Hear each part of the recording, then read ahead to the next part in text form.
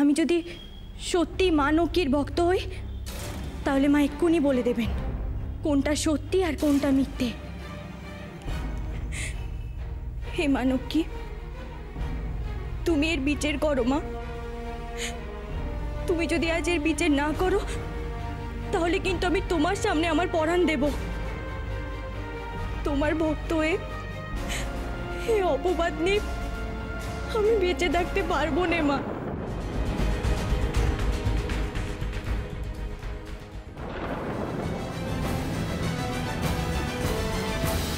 বাবা, বাবা আপনি মানুষ নন, আপনি দেবতা।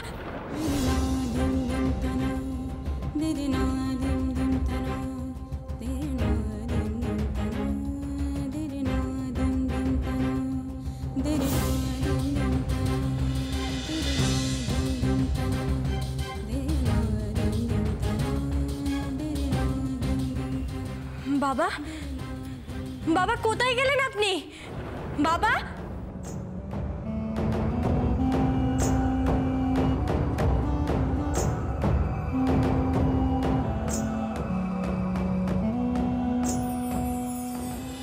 মা তোমার অনেক দয়া মা, তুমি আমাকে আশীর্বাদ করো আমি যেন সারা জীবন তোমার পুজো করতে পারি। আমি জানি মা আজ আমার মান রক্ষার জন্য তুমি তোমার ভক্তকে এখানে পাঠিয়েছিলে, তা আমি বুঝে গেছি।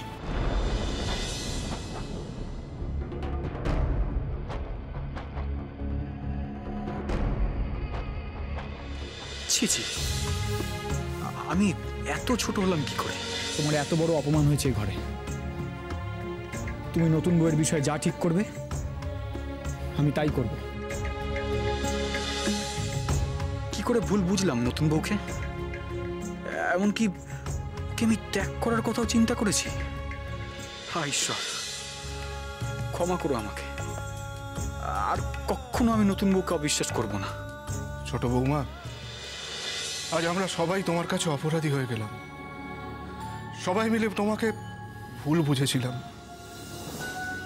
আজ যে অন্যায় তোমার উপর হয়েছে, ভবিষ্যতে সেই অন্যায় যাতে আর না হয়, এখন আমি সেই ব্যবস্থাই করব। মেজগিন্নি, মেজগিন্নি, এইবার ঘর থেকে বেরিয়ে এসো। কি করতে চাইছে কর্তা? মেজোকে ঘর থেকে বের করে দেবে নাকি? ওম নমঃ শিবায়, ওম নমঃ শিবায়, ওম নমঃ শিবায়। অলক্ষী, ওম নমঃ। নারদকে পাঠিয়ে শ্রীলক্ষ্মী তার ভক্তকে রক্ষা করেছে। কি প্রমাণ করতে চায় সে? সে কি এটা বোঝাতে চায় যে সে স্বয়ং আমার অধিকারে হস্তক্ষেপ করেনি? নাকি এটা প্রমাণ করতে চায় সে আমার থেকেও অনেক অনেক বেশি শক্তিশালী?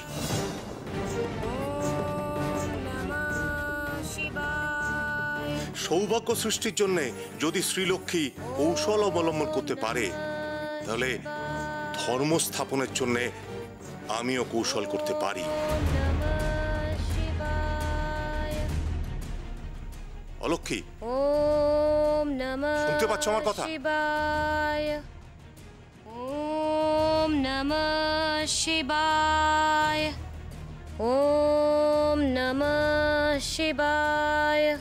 বুঝেছি, গভীর ধ্যানে মগ্ন তুমি। ওম নমঃ অতি উত্তম। শিবায়।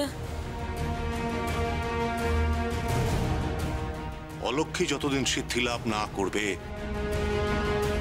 ততদিন আমি স্বয়ং বিদর্ভ গ্রামে অবস্থান করব।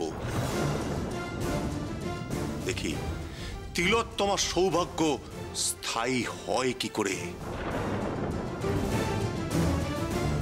তাকে শনির দশা ভোগ করতেই হবে। ওম নমঃ শিবায়।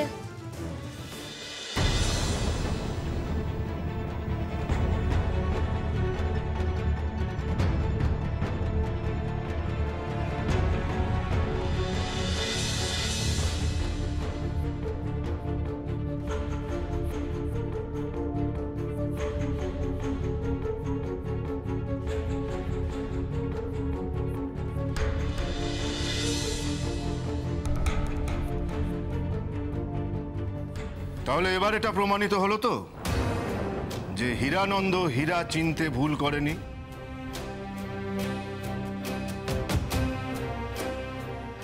এইবার এই সংসারের প্রকৃত লক্ষ্মীর হাতে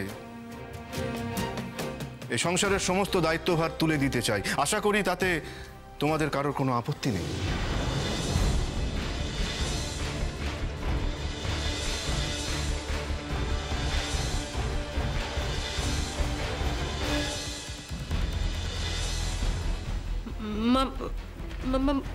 মানে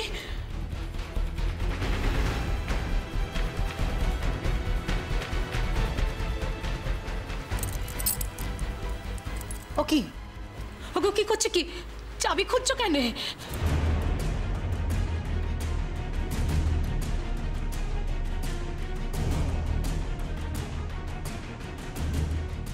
ওগো কি করছো? চাবি নিলে কেন? ও চাবি আমার চাবি, চাবি নিলে কেন?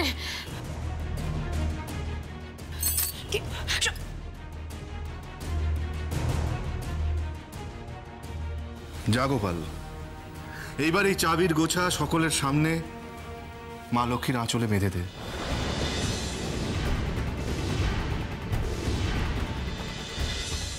যা। দাদা তুমি এ কি বলছো? বড় বউটা আমি যা বলছি সেটাই করবি তুই। এটা আমার হুকুম।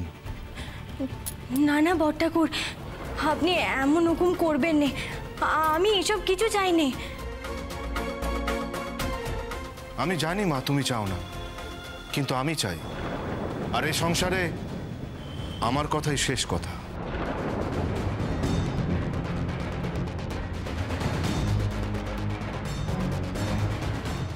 কি হলো গোপাল, কথা কানে গেল না? যা। হে মা নকি, এসব কি হচ্ছে মা? দিদিরা তো আমাকে ভুল বুঝবেন, কিন্তু বড় ঠাকুরের আদেশই বা অমান্য করি কি করে আমি? কি দোটা নাই বললাম আমি মা। যা।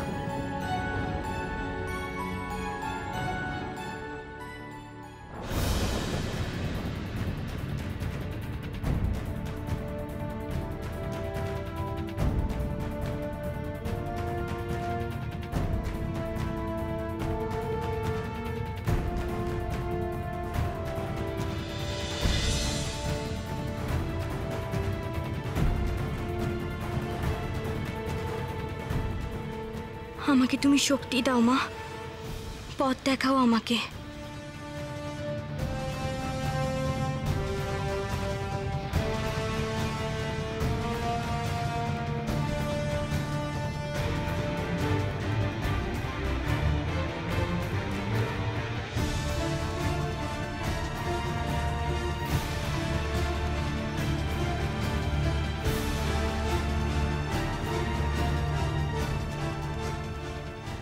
আজ থেকে এই সংসারের গৃহিণী হলো ছোট বৌমা।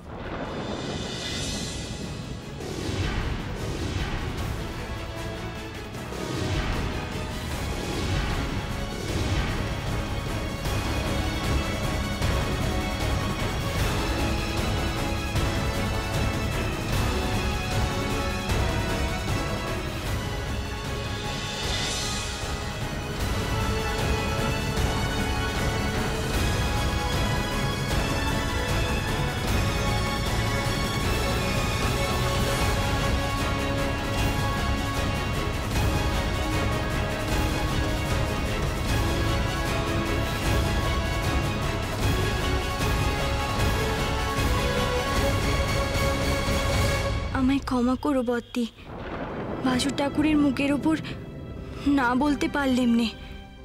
তবে তবে আমি তোমাদের কাছে ছোট বোনটি হয়েই থাকবো, দেখে নিও তুমি। ছোট বৌমা, আমার এই ঘরে তুমি চিরকাল লক্ষ্মী হয়ে বিরাজ করো। তোমার ছোঁয়ায় এই সংসার সুখের হয়ে উঠুক। আমি তোমায় আশীর্বাদ করি মা, আশীর্বাদ করি।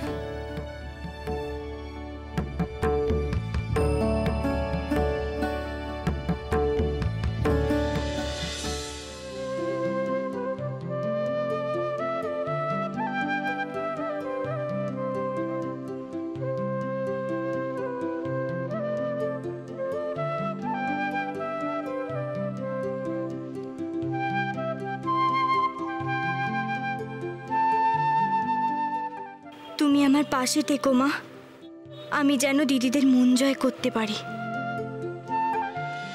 নারায়ণ নারায়ণ, প্রণাম মাতা।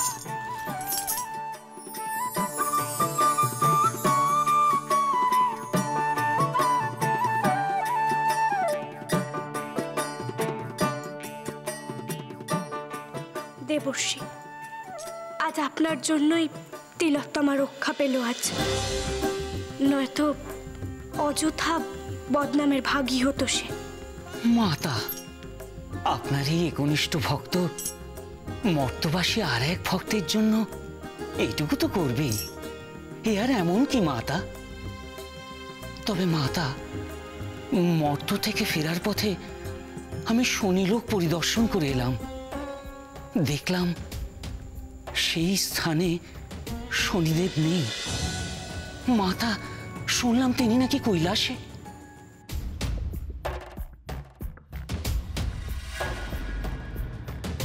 আলোক নিরঞ্জন, মহাদেবের বরে আমি বেশ কিছুকাল এই অজ্ঞাতবাসে থাকতে পারবো। এই সাধু বেশ ধারণ করে আমি বিদর্ভ গ্রামে থেকে লক্ষ্মী ভক্ত তিলোত্তমার ভাগ্য নির্ধারণ করব। কোন দেবতা, যক্ষ, রক্ষ, গন্ধর্ব, কিন্নর কেউ আমাকে চিনতে পারবে না।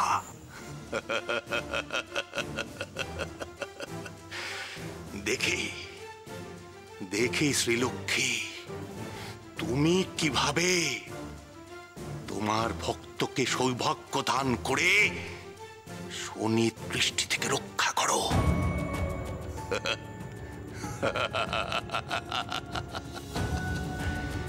তিলোত্তমাকে তার কপালে দুর্ভোগ সহ্য করতেই হবে। দেবর্ষী, আপনি হঠাৎ শনিদেবের সন্ধান নিচ্ছেন কেন? তাকে তার মতো থাকতে দিন না। নারায়ণ নারায়ণ।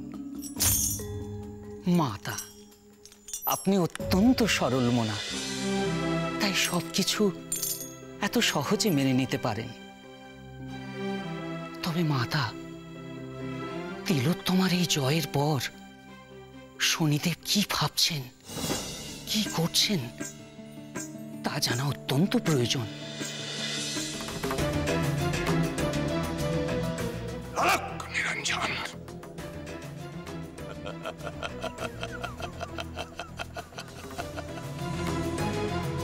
এবার লক্ষ্মী ভক্ত তিলোত্তমার ভাগ্যে কে যা যা ছিল তাই ঘটবে।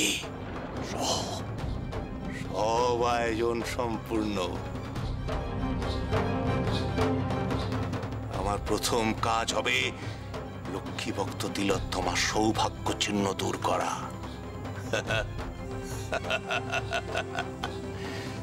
তারপর আমার দৃষ্টিতে তিলোত্তমার ভাগ্যে নেমে আসবে চূড়ান্ত বিপর্যয়।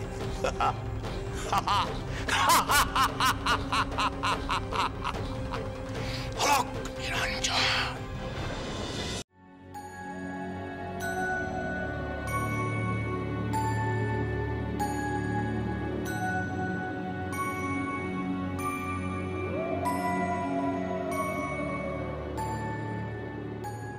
এখনো আসছে না, সারাক্ষণ শুধু কাজ আর কাজ। কি করছে কি?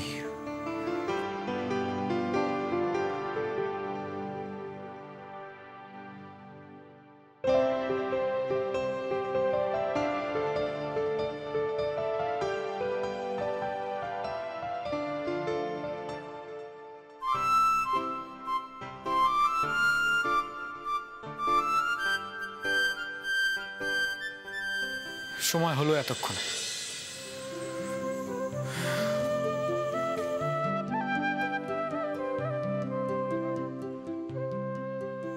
ঘরে এলে প্রথমেই ক্ষমা চেয়ে নেব। তখন যে কি হলো আমার, হঠাৎ করে অমন কথা বলে বসলাম। নিশ্চয়ই মনে খুব আঘাত পেয়েছে নতুন বউ।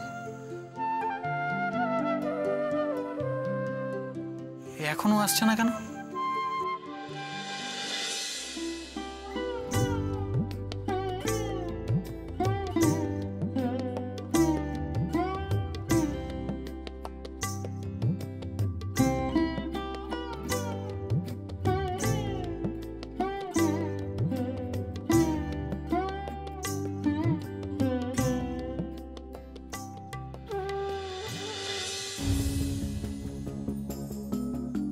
কি ঘর এমন আধার হয়ে আছে কেন? মানব কি যে ভয় পেয়ে যাবেন।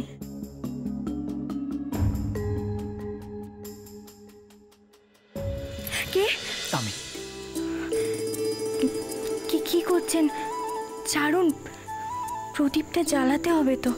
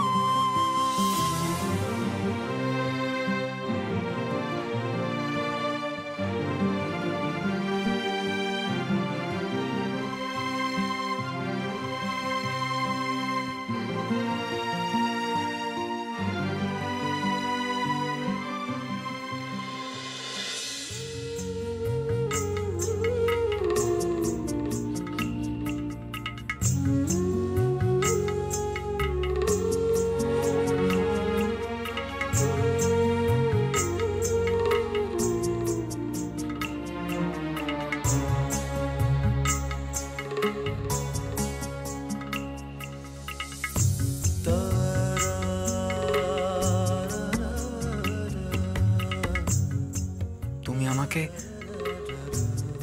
ক্ষমা করে দিও নতুন বউ। আমি তোমার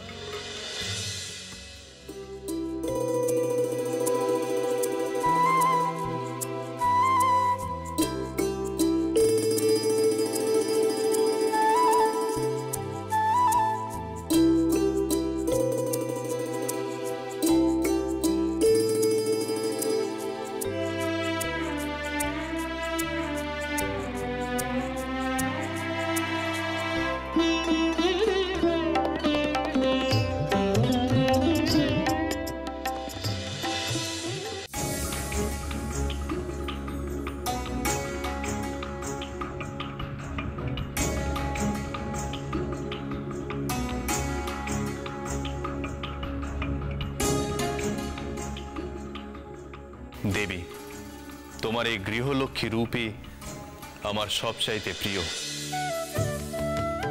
তুমি এই বৈকুণ্ঠের শোভা।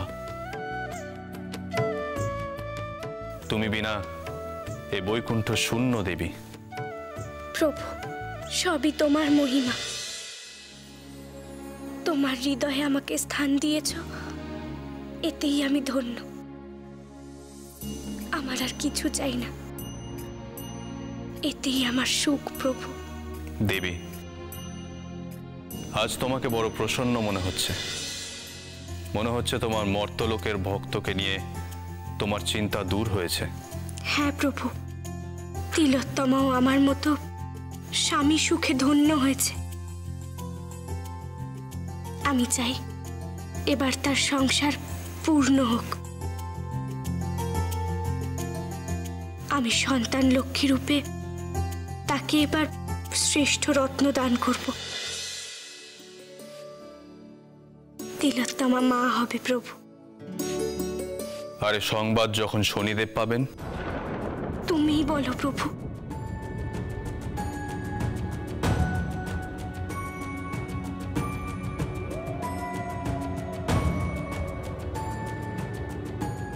যে নারী আমার এত বড় ভক্ত, তার কোল আমি শূন্য রাখি কি করে? প্রয়োজনে আমি শনিদেবের কাছে ক্ষমা চেয়ে নেব।